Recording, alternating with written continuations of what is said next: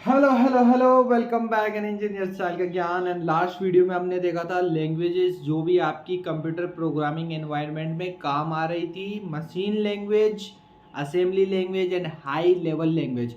तो machine level language तो सीधी थी, बाइनरी 010101 में बना रही थी, कंप्यूटर डायरेक्ट अंडरस्टैंड कर रहा था। असेंबली लैंग्वेज जिसके अंदर अपन ने क्या करा, थोड़ा सा इंग्लिश लाइक वर्ड्स यूज करते हैं। एंड असेंबली लैंग्वेज में एक असेंबलर यूज करते हैं, क्योंकि असेंबली लैंग्वेज को अपन को बाइनरी लैंग्वेज में कन्वर्ट करना पड़ेगा, क्योंकि कंप्यूटर तो बाइनरी कोड ही समझता है।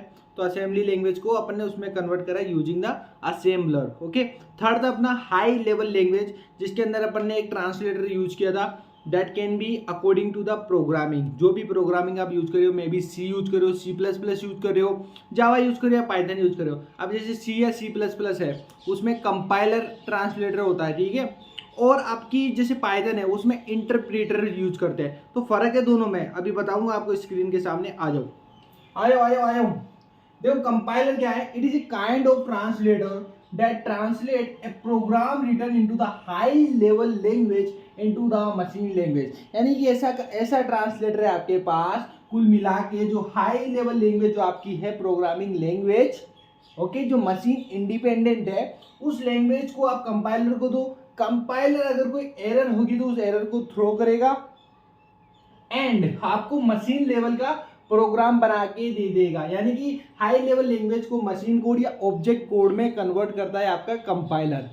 बट इसके अंदर क्या होता है, एरर्स जो होती है वो एक ही बारी में आ जाती है सारी, इसलिए मैंने यहाँ लिखा है एरर्स। ओके, यानी कि सपोज करो 10 लाइन का आपने प्रोग्राम लिख दिया बहुत सारा, ठीक है। अब लाइन नंबर 2, लाइन नंबर 6 और लाइन नंबर 8 में एरर है, यानी गलत तरीके से आपने लिखा है, अकॉर्डिंग टू प्रोग्रामिंग के अकॉर्डिंग नहीं लिखा, यानी कि सी जिस टाइप से लिखते हैं उस टाइप से नहीं लिखा है आपने, तो वो एरर थ्रो कर देगा कंपाइलर स्ट्रक्चर की।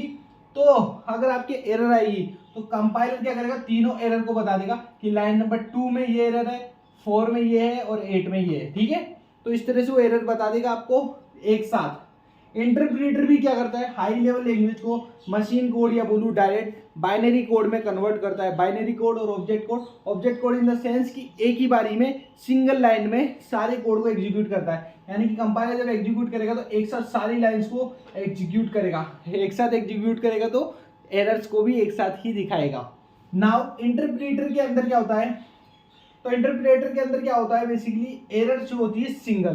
क्योंकि मैं आपको बताऊं एक चीज, 10 लाइन का कोड लिखा हुआ है, इंटरप्रेटर को आप दोगे ना तो वो एक लाइन का सबसे पहले एग्जीक्यूट करेगा। सबसे पहले पहली लाइन, अगर उसमें एरर नहीं है आगे शिफ्ट होकर लाइन नंबर 2 में जाएगा, 2 में एरर नहीं है 3 में आएगा, 3 में एरर है तो वहीं रुक जाएगा, एरर थ्रो करेगा, आगे बढ़ेगा ही नहीं बढ़ेगा भाई। 3 में एरर आ गई, वहां रुक गए तो वो एरर दिखा देगा। अब आपने वो एरर सोल्व कर दी मान लो, तो 4 नंबर पे आए, क्लियर, 5 पे दोबारा एरर आ गई तो 5 पर एरर शो कर देगा। मे बी 8 नंबर पे भी एरर है, 9 पर भी एरर, लेकिन 5वें पर अगर एरर है तो 5 पे रुक जाएगा और 5 की एरर थ्रो करेगा। तो इंटरप्रेटर एक सिंगल लाइन की तरफ थ्रो करता है और एट ए टाइम एक ही एरर शो करता है आपका interpreter. According to language, Python में यूजुअली आप इंटरप्रेटर यूज करते हो, सी एंड C++, जावा में आप कंपाइलर यूज करते हो, तो आपको एक साथ सारी एरर्स को दिखा देता है। ओके, तो इस हिसाब से देखिए कंपाइलर एक बारी में सब कुछ कर रहा है तो एग्जीक्यूट फास्ट करता है एज कम्पेयर टू इंटरप्रेटर। तीसरा आपका हो गया, पहला क्या बताया, एक ही बारे में सारा एग्जीक्यूट करता है। दूसरा मैंने बताया एक ही बारे में एरर देता है। तीसरा एग्जीक्यूट फास्ट करता है। यही सेम कंपेरिजन आप इंटरप्रेटर में लिख देना, अपोजिट वाले। फोर्थ आपका इसके अंदर और क्या हो सकता है, इसके अंदर डिबगिंग इसमें डिफिकल्ट होगी। डिबगिंग यानी एक एक लाइन के अंदर एरर ढूंढना। अब ये एक साथ थ्रो कर देगा तो आपको पता ही नहीं चलेगा क्या एरर है, तो डिबग करना डिफिकल्ट है। कंपाइलर में, इंटरप्रेटर में इजी है।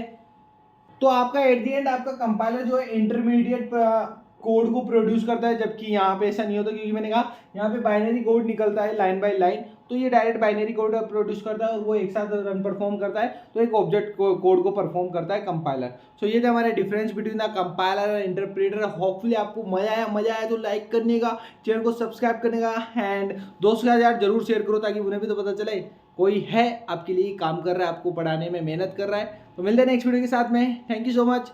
जय हिंद, जय भारत। ओके।